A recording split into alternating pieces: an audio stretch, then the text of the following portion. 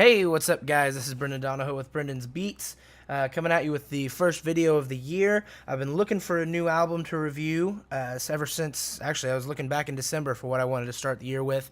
I've listened to a few things, haven't really found anything that's just really made me want to get on here and record something new, so I decided we'll go through some of the new releases on Spotify and maybe hear some of the new singles that are coming out. So this is going to be a little bit different video. I've got about 5 singles that I had some kind of strong thoughts on that came out so far this month, and maybe what albums they might be hinting towards. I'll give you my thoughts on those. So we'll start with track 1, "All the Stars" by Kendrick Lamar featuring SZA.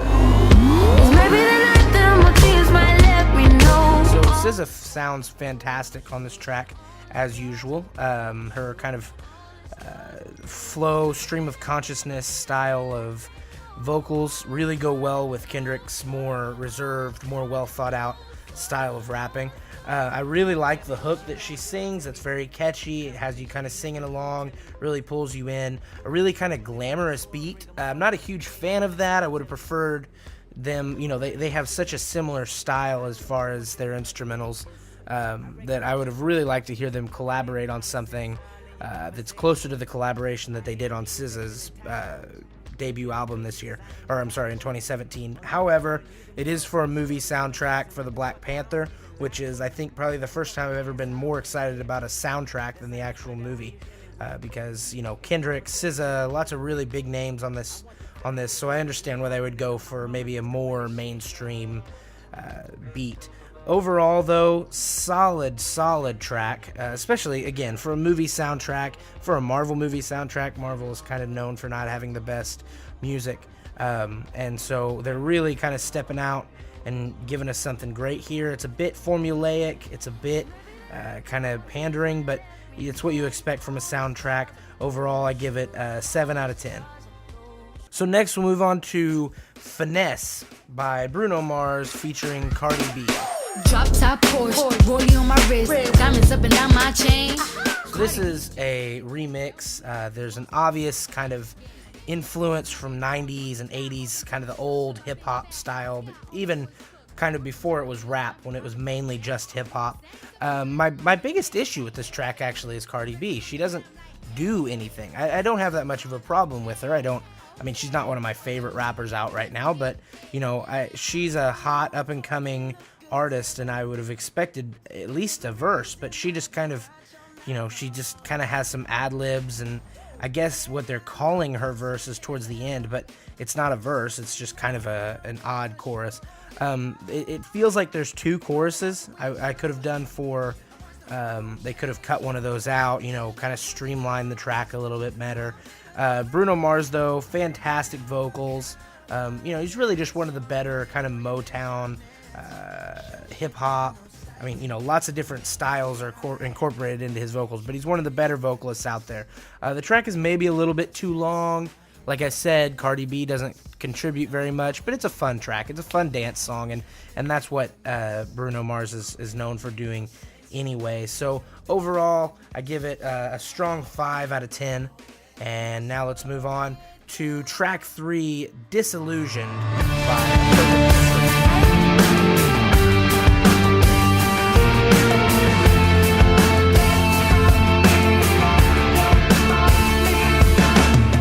So Tool fans last year were beat around a little bit more than they're used to.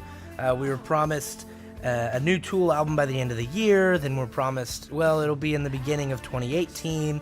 And then we hear, we're kind of working on it. We don't have a date anymore. And then we're promised a Perfect Circle album at the end of the year. And then we're promised a Perfect Circle album at the beginning of 2018 instead of the end of 2017. And now we're just promised a Perfect Circle album at some point this year. So we've really been beat around. However, we have gotten 2 new Perfect Circle singles. This "Disillusioned" is the second off of this new album that has not been named yet. The "Doomed" was the first one, which I actually thought was a little bit better than this, and I might take some time to actually talk about it, because I think I shared it, but other than that I haven't spoken much on it, but I thought it was a fantastic track. But overall, "Disillusioned," there's a lot to unpack here. The soft industrial sound that they're going for. And I know those two things don't generally go together, but Tool, Perfect Circle, Nine Inch Nails, some groups like that have always been considered kind of industrial rock. And I've never really agreed with it, as far as, especially Perfect Circle never felt industrial to me, but these two tracks have. They are, and they're also going for a softer sound. I mean, Disillusioned especially plays with a lot of piano. It plays with a lot of really interesting stuff like that. So it's an odd place to hear this band go, but they do it really, really well. Now the track kind of has two songs daisy chained together. It's kind of an A-B kind of format, with kind of a harder hitting first section and then a much softer second section. The second section, the B track, is perfectly well developed. It's played out really well. Piano melodies in there that sound awesome. The first track, though, the A section of the track, I could really deal for some more development, and I would really, really like to hear them do a little bit more on that. Overall, though, fantastic vocals as usual. Maynard's voice has not lost anything, and if it has, he's hiding it pretty well. The lyrics are interesting. This is one of the first time that you hear Maynard write something that is asking more questions than it's answering, and it's just kind of a reflection more so than making some kind of a point, which I think is really interesting coming from him. And I like that he's still writing in a new way. He's not turned nostalgic, he's not writing about the good old days. He's writing about what's happening right now because he's still writing in a relevant way. And that's something great, and that's something that we're going to need in the coming years, obviously, and it's something that we could always do for. So, fantastic track coming out of A Perfect Circle. Cannot wait to hear that full album. I give it a strong 7, maybe a light 8 out of 10. Now we'll move on to track 4 that I looked at, Shoot Me Straight by the Brothers Osborne. Give me that look that lit me down easy, smile. Don't act like I couldn't see you coming for 100 miles. So the Brothers Osborne is a group that I had not heard of at all coming into hearing this track, but, interesting name, so I thought give them a chance, and I was actually pleasantly surprised. Now, the vocals are a bit twangy for my taste. They're a country rock kind of duo is what they are. Like I said, vocals are a bit twangy for my taste. The first verse is a little short, but the chorus is solid. The harmonies between, I assume, coming from the brothers sound really, really good. The drums are really well mixed. It's a really well put together track. The interesting thing about this one is that it's something like 6 or 7 minutes long, and it's essentially two tracks. There's the track that has, two verses and choruses, and then the vocals fade out, and we're treated to this really cool two-part kind of outro. And the first part is very heavily 70s influenced. When it gets really loud, it seems almost reminiscent of maybe the Doors or some of the more psychedelic groups from the late 60s, early 70s. And that half really saves this full track from being a little bit forgettable, from being just kind of a fun little track you heard one time. The second half of the instrumental is even better. They bring in an organ that is played fantastically.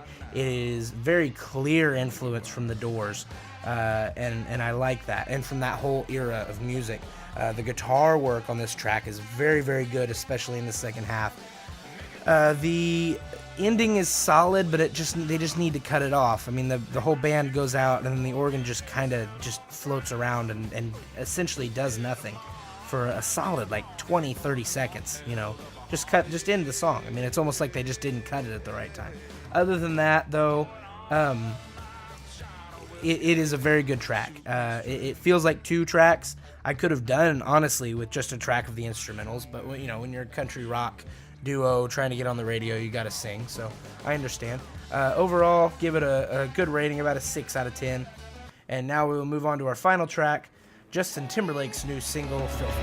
If you know what's good, it's good. If you know what's good, it's good.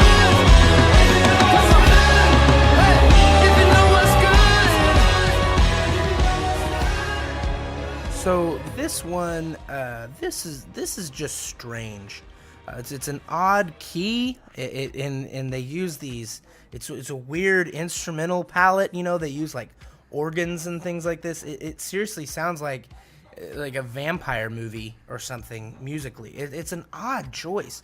There's weird effects on the vocals. I do kind of like the beat that it's going for, but overall, I mean, you have to find a solid chorus, and you know, this is not me just ragging on Justin Timberlake, because I'll be the first one to admit that 2020 was a killer pop album.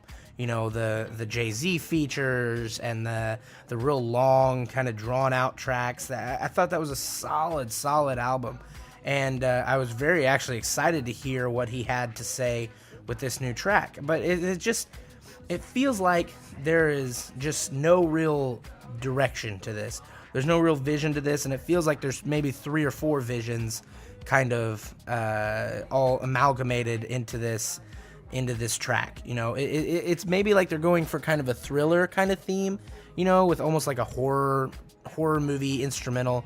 But it's January, and it's not a very well done. It's not a very well done track. It's not done nearly as well as Thriller was. Thriller was still fun, you know. But this is odd. I mean, it's just a weird choice from him. Now this could have been pulled off maybe by, you know, someone like maybe like the early days of like Panic at the Disco or something, you know, where they're doing that kind of like gothic feel. Something like that I think could have pulled this track off, but this is just not the sound you expect. So overall, not a huge fan of this track. I gave it a 3 out of 10, maybe a little generous on that, but I don't know. There's some redeeming qualities, but yeah, 3 out of 10. So hopefully the album is better, because, you know, I will be listening for that. So there are 5 new tracks that came out this month that I felt kind of strongly about. If you guys like this video, like, subscribe, share it about. Let me know in the comments what albums you think I should review. I'm still on the lookout for kind of, you know, something to throw into my schedule coming up this next year. So let me know in the comments what I got right, what I got wrong, what I should review next, and happy listening. If you know what's good.